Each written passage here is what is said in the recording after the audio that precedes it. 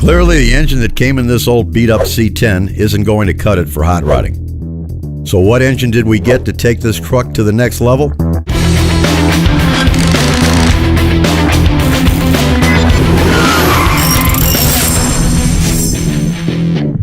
This episode is all about the engine and the transmission and installing all of it. First, let's talk about where this engine came from.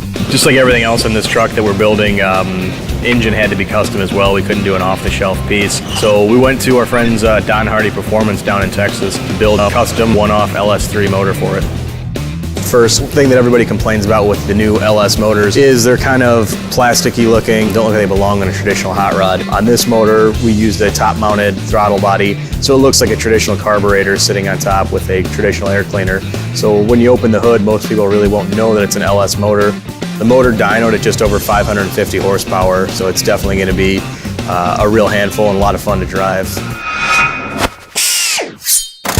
Now that all of the specs are out on the table, the engine shows up on the shop floor, and now it's time to get it all prepped and mounted on the chassis. We removed the engine from the stand that it came on.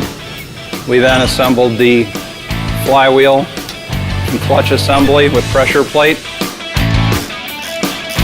Installed the throw bearing onto the transmission, installed the bell housing, and mated the engine and transmission together for assembly. We picked it up with the crane and we assembled it with motor mounts and transmission mount into the chassis. With the engine and transmission installed in the chassis, we then went ahead and put the drive shaft assembly in. We then rolled the vehicle up front where Casey could go ahead and assemble the engine front runner onto the engine. My name is Casey Rogalski. My position is just a mechanic and assembly. The accessory drive kit, we buy it as a unit from Billet Specialties. With putting the accessory drive kit on, the very first thing I did was lay everything out. It was all visible, it was easy to see, made sure I had everything, all my hardware was laid out. The components that will come in it are alternator, water pump pulley, dampener pulley, belt tensioner, serpentine belt, power steering pump, AC pump if it has AC. If it doesn't have AC, it won't have an AC compressor with it. It'll have a delete kit like we had. And then any other little brackets and accessories that bolted to that specific engine, because there's a multitude of engines out there that we use. This happened to be an LS-based engine. First thing I did was put the balancer on, got that secured and fastened, and then started working my way up from there. Got the water pump on, got some of the accessory brackets on the side on, mounted those accessories, the alternator, the power steering pump, the air conditioning delete bracket, got that mounted, got the pulley on it. And the last two real big things I did were put the balancer pulley on and the water pump pulley, because they cover some of the bolts that I need to get to. Once all those were in place and the belt tensioner was bolted up, look at the routing and slip your serpentine belt on, then it's pretty much a done deal at that point. The engine is ready and the radiator is mounted. So the next step in the process is assembling the truck body. We'll get to that in the next episode as this truck starts to take shape.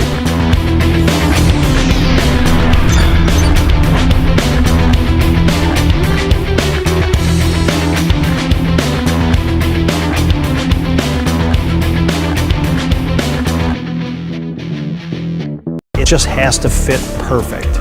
And then when you're tightening the bolts and putting all the fasteners on the back, it's ultra important that you don't over tighten something, because you could crack the paint or crack the chrome. Assembling the new body of a custom truck can be a lot like defusing a bomb. Let me show you why.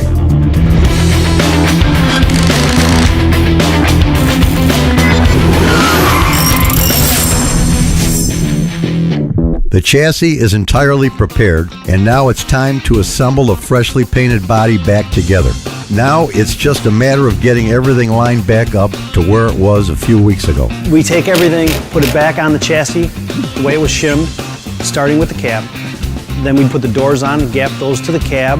We move forward to the fenders and then onto the hood. It is extremely important to be extremely careful, because if we scratch it or nick it in any way, shape, or form, you could have to repaint the whole piece. After the front of the truck is completed, we'll put the bed back on the truck and again shim it to the chassis as it was before paint.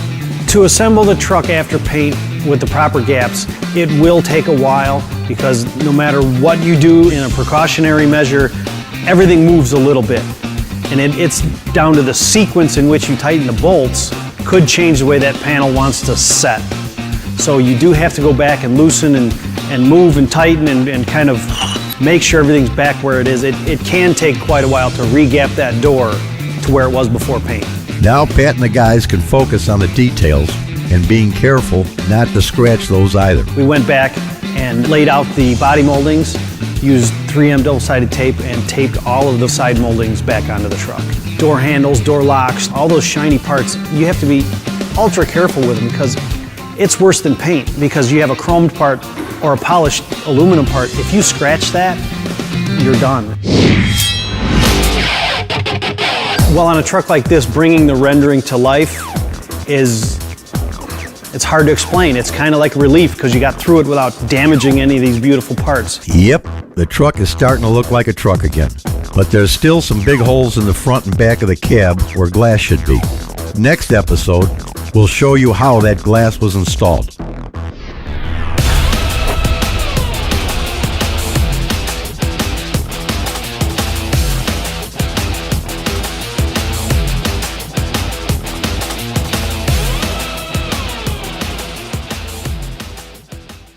The body of the truck is back on the chassis and it's time to install the glass. But if you don't do things just right, glass could shatter and cost you big time.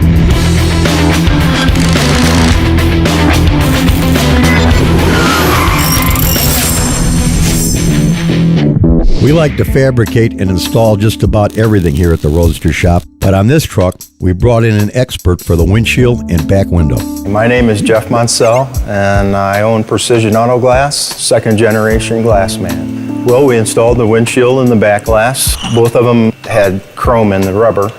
So the first thing to do is lay the glass out, put the rubber on the glass, and then put the chrome in the rubber.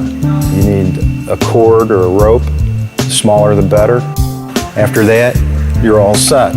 When we did it, we put the bottom in first, and we made sure that both lips of the rubber were over the top of the pinch weld. This particular rubber has two lips on it. The first one just kind of slips over, and then there's another one that really locks it into the truck. You start on the bottom, work your way around the corners, and then pull the glass down because it's sitting up high, or you'll never get the top in. Then you go up the sides, you do one side, then the other side. Then you pull the rope.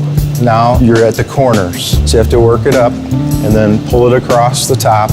Again, you'll only lip the first lip, and then you have to go back in, and we did it with our fingers, but we pulled it in and lipped the second lip the rest of the way. Unfortunately, the chrome stayed in the molding, so we got it in one shot.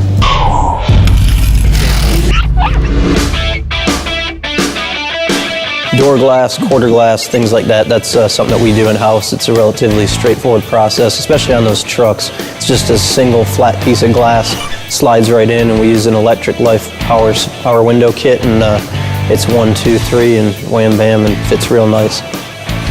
You know, it's funny, you think of how years ago, how people did that on the assembly line, because it doesn't matter what car we do, it seems like you go to put the door glass in, and it's always a puzzle. It's how do they get it in? Does it go in from the front? Does it go in from the back? It's always a fight until there's just a sweet spot where it'll drop down into that door. And in a truck like that, it's got a fixed frame on it, so it's a little bit of a struggle finding that balancing point or where that puzzle piece will drop in, but once it drops through the opening, it's usually a piece of cake. The engine's essential fluids need to get from one point to the other, so we need to run all the plumbing to make that happen. By the end of the next episode, you'll know how it's done.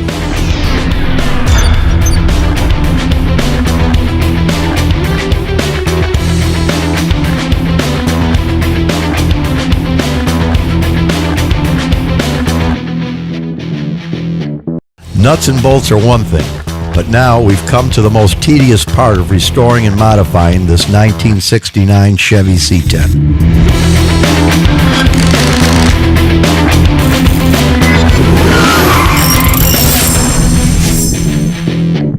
With the body back on and all the engine parts in place, we now have to install all the little lines and wires that make the components tick. Let's first show you the installation of the truck's plumbing. My name is Jonathan Barefoot, and I'm a metal fabricator here at the roaster shop. During the C-10 build process, there's a lot of plumbing that had to be done. The most important we start with is the brakes. The brakes are ran from the master cylinder, hard lined with 3/16 stainless, all the way through the chassis, all the way through the proportioning valve to the calipers. The next step is always the fuel plumbing. In the fuel plumbing, it's all done with 3/8 stainless line.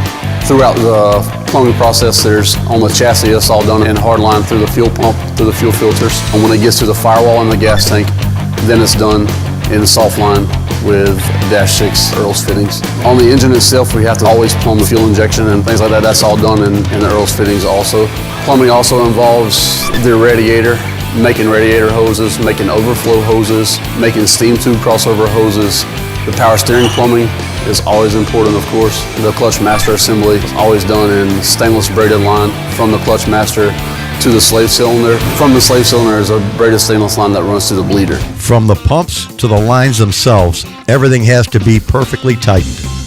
Tight enough to form a seal, but not so tight that something cracks and leaks fluid.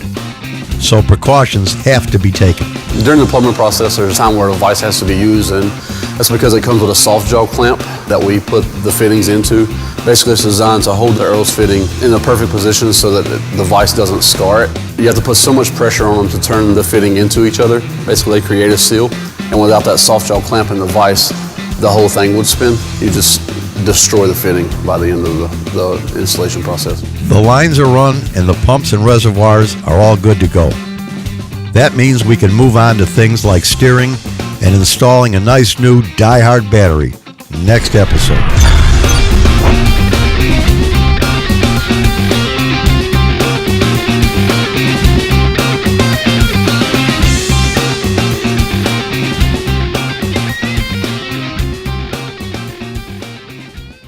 The truck has got to steer and the truck has got to run.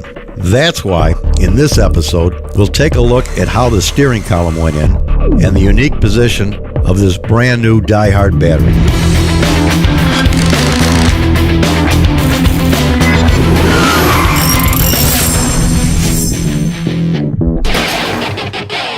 This C-10 has a signature Roadster Shop chassis in it.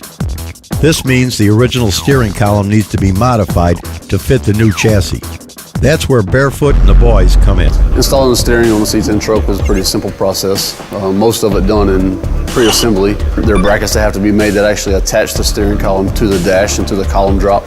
Basically, that's to make the column itself sturdy and to make it fit properly like we need it to meet up to the dash. The only other small fabrication that has to be done is the actual steering shaft itself has to be cut to length and adapted to connect the steering column itself to our steering rack on our chassis. When we install the steering linkage itself, they're all cross-drilled so that when the bolts are tightened down, they have a place to lock into for safety. Installing the battery in the C-10 truck was a pretty simple process. The battery was supplied to us by Die-Hard, really nice battery. Batteries on the C-10s at the Roaster Shop are always mounted underneath the bed. And we're not just putting the battery under there for the heck of it. There's a good reason why. It's a 60-pound battery, and you don't want that hanging over the front right tire of your vehicle. To make that thing handle and perform, you want the weight bias on all four corners to be as even as you can. What we did is move it behind the driver to the passenger side and mounted it from the underside of the bed, so it kind of counteracts the weight of a driver being in the car and distributes weight where there would be a passenger if you were racing that car and only one person was driving. So the Die-Hard battery is mounted underneath with brackets and now just needs the wiring run out to it. As far as running cables to the battery, they're always ran through the cab as far as they can, so there's none exposed to the ground, so there's minimal battery cable exposure. Good thing the battery is installed. That means we can now focus on putting in the gauges, stereo, and lights, which means we'll have to educate you on the complex world of wiring. That's on the next episode of the 2013 Restoration Rollout Series.